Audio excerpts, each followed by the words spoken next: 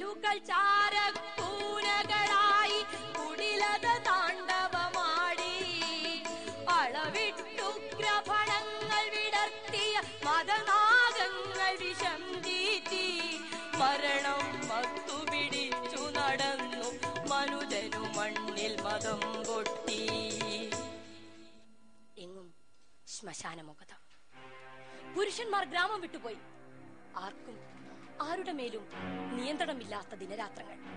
Notice വായിച്ച ആ ചെറുപ്പക്കാരൻ വഴിയോരത്ത് തളർന്നിരിക്കുന്നു. അകലെ കലാപകാരികളുടെ ആരവം.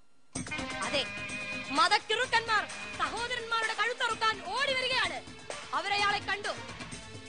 നീ ഞങ്ങളുടെ ആളാ, പിടിക്കാളെ കത്തി.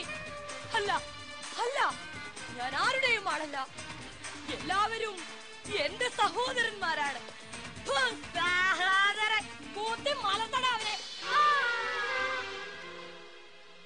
ഇരുട്ടിൽ നിന്നും അയാളുടെ ആ ദീനവിലാപം ബഹളത്തിനിടയിൽ ആരും കേട്ടില്ല. ചോരതളങ്കെട്ടി നിൽക്കുന്ന വീതിയിൽ ൂനനുറുമ്പുകൾ മാത്രം. ൂരിരുട്ടിൽ നിന്നും കുത്തേറ്റു വാങ്ങുന്ന ദീനവിലാപങ്ങൾ മാത്രം. ദിവസങ്ങൾ കടന്നുപോയി. ഭ്രാന്ത് ശമിച്ചു. പിശാചുക്കൾ മാരകനൃത്തം ചെയ്ത റോഡിലൂടെ മനുഷ്യർ നടന്നു തുടങ്ങി. സാവധാനം ആ ഗ്രാമം പഴയ അവസ്ഥയിലേക്ക് വന്നു. അതാ കുഞ്ഞു മൊയ്തീന്റെ മകൻ മുഹമ്മദ് റോഡിലൂടെ നടന്നു വരുന്നു. കത്തിക്കരിഞ്ഞ കടയുടെ മുമ്പിൽ അയാൾ നിന്നു.